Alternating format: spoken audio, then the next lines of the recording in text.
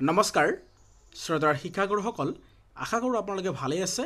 আজি আমি এই ভিডিঅ'টোৰ জৰিয়তে বিশেষকৈ ৰাজ্যৰ যি ঠিকাভিত্তিক কৰ্মচাৰীসকল আছে লগতে এছএছএ অৰ্থাৎ সমগ্ৰ শিক্ষা অভিযানৰ অধীনত যি ষ্টেট পুল আৰু এছএছএ শিক্ষকসকল আছে তেওঁলোকৰ কাৰণে এটি উপযোগী আমি এই ভিডিঅ'টো প্ৰস্তুত কৰিছোঁ আৰু লগতে ৰাজ্যৰ যি টিউটৰ শিক্ষকসকল আছে তেওঁলোকৰ দৰমহা সামান্য পৰিমাণৰ আৰু এই সামান্য পৰিমাণৰ দৰমহাৰ কিবা হাল সলনি হ'ব পাৰে নেকি সেই বিষয়ে আমি এই নটিফিকেশ্যনৰ বিষয়ে আমি আলোচনা কৰিম। শ্ৰোতাৰ শিক্ষাগুৰুসকল আপোনালোকে যদি আমাৰ এই চেনেলটো ছাবস্ক্ৰাইব কৰা নাই অনুগ্ৰহ কৰি চেনেলটো ছাবস্ক্ৰাইব কৰি ল'ব আৰু ভিডিঅ'টো নিশ্চয় লাইক কৰিবলৈ নাপাহৰিব। তো বলক দেৰি নকৰি আমি ভিডিঅ'টোৰ মূল উদ্দেশ্য সেই বিষয়ে আমি আগবাঢ়িম। অৰ্ডাৰত নটিফিকেশ্যন আপোনালোকে পোনপ্ৰথমে দেখা পাইছে এখন গভৰ্ণমেণ্ট অৰ্ডাৰ আৰু এই অৰ্ডাৰখন আমি অসমীয়াত সম্পূৰ্ণৰূপে ভাঙনি কৰিম। অসমীয়াত আপোনালোকক ভালকৈ আমি A to Z আমি সেই বিষয়ে আলোচনা কৰিম আচলতে কি ক'ব বিচাৰিছে। এই অৰ্ডাৰখন বিশেষকৈ চৰকাৰী গভৰ্ণমেণ্টৰ পৰা ফাইনেন্স ডিপাৰ্টমেণ্টত প্ৰকাশ পাইছে।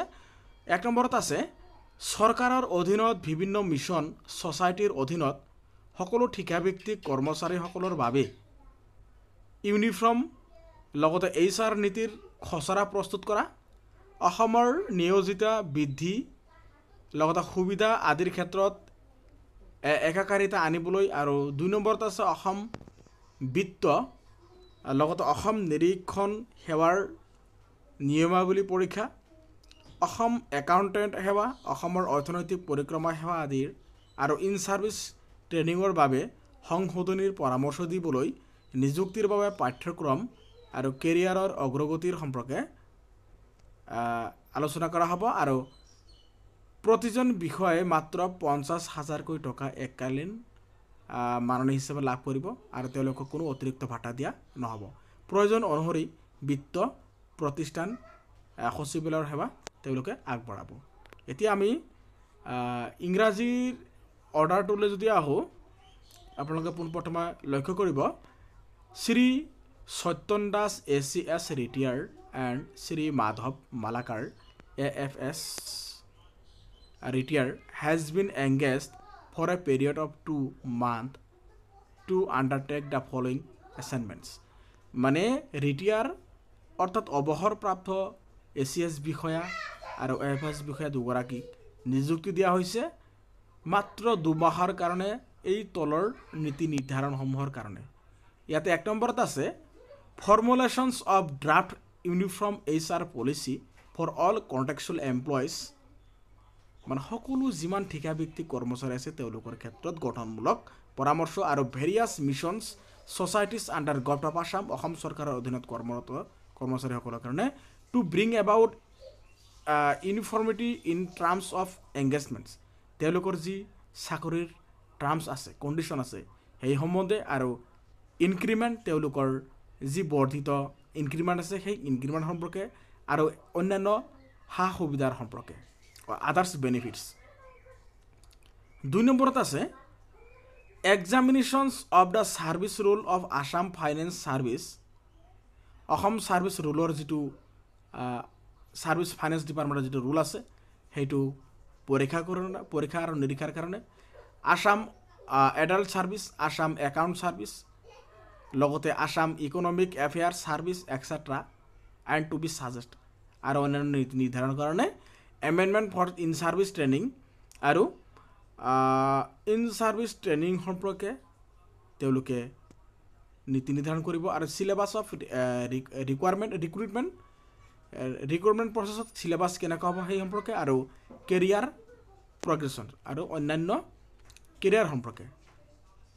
ইচ অফিচাৰ উড ৰিচিভ এ লাম চাম honorarium of Rs 50,000 rupees only and no further allowances will be given আৰু তেওঁলোকক এই দুজন যি ACS বিষয়া আৰু AFS বিষয়াক নিযুক্তি দিয়া হৈছে ৰিটায়াৰ্ড পাৰ্চনক তেওঁলোকক এই 2 মাহৰ কাৰণে তেওঁলোকক পাৰ মান্থ লামচাম 50,000 হিচাপে টকা তেওঁলোকক দিয়া হ'ব আৰু তেওঁলোকে এই কামখিনি কৰিব।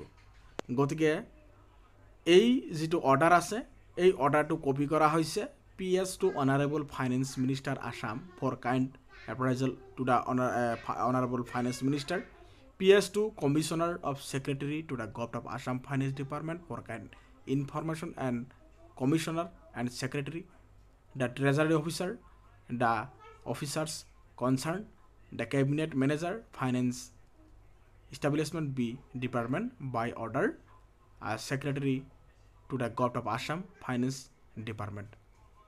গতিকে এতিয়া আমি যদি মূল কথালৈ আহোঁ, এই নটিফিকেশ্যনৰ জৰিয়তে ৰাজ্যৰ অসম চৰকাৰৰ অধীনত যি ঠিকাভিত্তিক কৰ্মচাৰীসকল আছে লগতে টেট শিক্ষকসকলৰ ইয়াতে আহি যাব।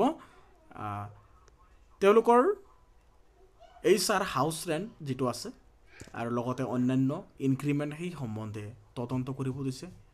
বিষয়সমূহ তেওঁলোকৰ দৰমহাৰ গাঁথনি পৰীক্ষা কৰিব দিছে আৰু অন্যান্য যি সুবিধা আছে সেই সম্পৰ্কে লগতে teacher training, in service training, যিসকলৰ এতিয়ালৈকে ইন ছাৰ্ভিচ ট্ৰেইনিঙৰ কিবা অসুবিধা আছে, কেৱল শিক্ষা ডিপাৰ্টমেণ্টেই নহয়, ধৰক টিউটৰ শিক্ষকসকলৰ ক্ষেত্ৰত অন্যান্য ডিপাৰ্টমেণ্টৰ ক্ষেত্ৰতো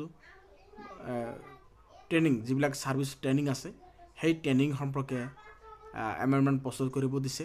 আৰু যি নতুনকৈ নিযুক্তি প্ৰক্ৰিয়া হ'ব, ৰাজ্যত যি নতুনকৈ নিযুক্তি প্ৰক্ৰিয়া হ'ব সেই নিযুক্তি প্ৰক্ৰিয়াৰ চিলেবাছ সম্পৰ্কে